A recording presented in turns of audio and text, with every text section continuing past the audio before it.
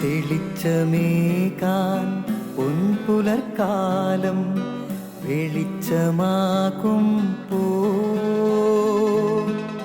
നുറുങ്ങുവെട്ടം പക്ഷിപരാഗം തെളിച്ചു കാട്ടും പോ വരുന്നു ദൈവം മനസ്സിനുള്ളിൽ തിളക്കമേകിടാൻ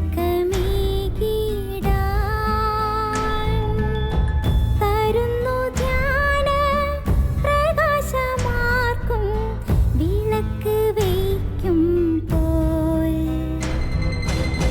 നുറുങ്ങുവെട്ടം ഇറങ്ങിടട്ടെ ഹൃദന്തമെല്ലാം യുഗപ്രകാശത്താൽ മറഞ്ഞിടട്ടെ മനാന്ധകാരം യുഗപ്രസാദത്താൽ നുറുങ്ങുവെട്ടം.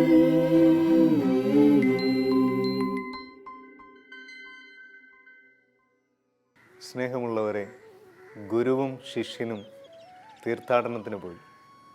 ഇടയ്ക്ക് വെച്ച് ഒരു പുഴയുടെ തീരത്തെത്തി.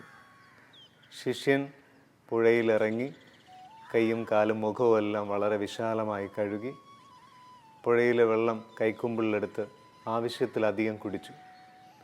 എന്നാൽ ഗുരുവാകട്ടെ തൻ്റെ ഭാണ്ഡക്കെട്ടിലുണ്ടായിരുന്ന ചെറിയൊരു പാത്രത്തിൽ വെള്ളമെടുത്ത് വളരെയധികം ശ്രദ്ധിച്ച് ദേഹശുദ്ധി വരുത്തി പിന്നെ പാത്രത്തിൽ കുറച്ച് വെള്ളം കൂടി എടുത്ത് ദാഹശമനവും വരുത്തി. ഗുരു ഇങ്ങനെ ചെയ്യുന്നത് കണ്ടപ്പോൾ ശിഷ്യന് വല്ലാത്തൊരു സംശയമായി. ശിഷ്യൻ ഗുരുവിനോട് ചോദിച്ചു, ഈ പുഴയിൽ ഇത്രമാത്രം വെള്ളം കിടക്കുമ്പോൾ ഗുരു എന്തിനിങ്ങനെ പിശിക്കുന്നത്? എന്തിനാ ഈ പാത്രത്തിൽ വെള്ളമെടുത്ത് ഇങ്ങനെ കഴുകുന്നത്? ശിഷ്യനോട് ഗുരു പറഞ്ഞു, ദൈവം ആവശ്യത്തിലധികം നമുക്ക് തന്നിട്ടുണ്ട്. എന്നാൽ ആവശ്യത്തിന് മാത്രം ഉപയോഗിക്കാനുള്ള അവകാശമേ നമുക്കുള്ളൂ. എല്ലാം വാരിക്കോരി തന്നിട്ടുണ്ടല്ലോ എന്ന് വിചാരിച്ച് ദൂർത്തടിച്ച് കളയരുത്. പ്രിയമുള്ളവരെ, നമ്മുടെ കാര്യം മാത്രമല്ല, മറ്റുള്ളവരുടെ കാര്യങ്ങൾ ശ്രദ്ധിക്കാനും അവർക്ക് വേണ്ടി ചിലതൊക്കെ മാറ്റിവെക്കാനും കഴിഞ്ഞില്ലെങ്കിൽ നമ്മൾ ദൂർത്തരായി പോവില്ലേ?